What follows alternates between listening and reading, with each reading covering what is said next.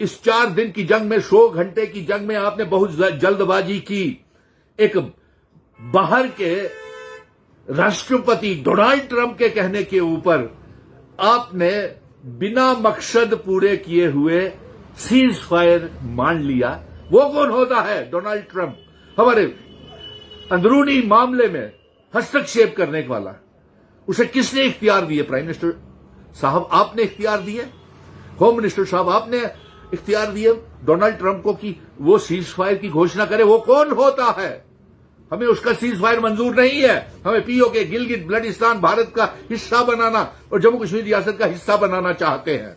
और अब आपसे ये गुजारिश है कि भारतीय जनता पार्टी लोगों को गुमराह करने के लिए क्या छुपाना चाहती है तिरंगे की आड़ में?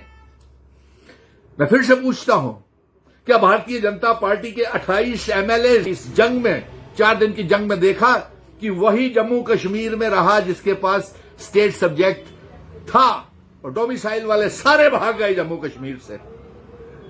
क्या बताना चाहते हैं?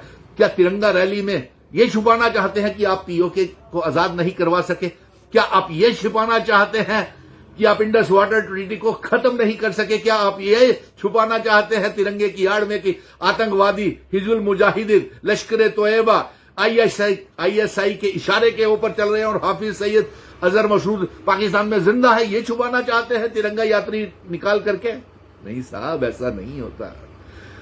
मिशन स्टेटहुड तो खुद ये मांग कर रहा है कि जम्मू कश्मीर भारत का हिस्सा है। जम्मू कश्मीर, लद्दाख, पीओके, गिलगित बल्टिस्तान को फिर से आजाद करा के जम्मू कश्मीर रियासत को पूरा काम किया जाए। वो रेजोल्यूशन जो हमारे पार्लियामेंट में पास हुआ है, वो समय था इस समय प्रधानमंत्री जी आपके पास, क्योंकि पीओके के लोग, गिलगित बल्टिस्तान के लोग भारत का हिस्सा बनने के लिए तैयार थे। वो आजादी की जंग लड़ रहे थे। आपने डोनाल्ड ट्रंप को, न जाने कौन है वो, हम नहीं जानते, उसकी परवाह नहीं करते। हम अपनी सेनाओं के साथ हैं, अपने सुरक्षा बलों के ऊपर हमें फक्र है, आर्मी, एयरफोर्स, नेवी के ऊपर फक्र है। प्रधानमंत्री नरेंद्र मोदी जी, ये आपके पास बहुत सुनहरी मौका था। भारत का बच्चा बच्चा आपके पीछे खड़ा था, जम्मू कश्मीर का बच्चा बच्चा आपके पीछे खड़ा था, क्योंकि आपने ये कहा था कि चुन चुन करके मारेंगे उनको, पीओके, गिलगित बल्टिस्तान और इंडस वाटर ट्रीटी को हमेशा के लिए खत्म करके आएंगे। लेकिन क्या करें? चलिए, फिर भी आपसे ये गुजारिश है कि जम्मू कश्मीर में ये तो साबित हो गया इस तमाम हादसों के बाद, फिर से दोहराता हूं कि इन तमाम पहलगाम के बाद, पुलवामा के बाद, टारगेटेड किलिंग्स के बाद, कठुआ, सांबा, बिलावर, बशोली, डोडा, किश्तवाड़, भद्रवाह, शिवखोड़ी, पुंछ, राजौरी के बाद ये तो साबित हो गया, फैसला था ये उसी तरीके का फैसला आपने किया सीज फायर के दौरान भी, जल्दबाजी में सीज। अगर 4 दिन आपने 4 दिन 100 घंटे ही जंग लड़ी। हम कहते हैं अगर 100 घंटे और आप ये जंग लड़ लेते तो पीओके हमारा हो जाता, भारत का हो जाता।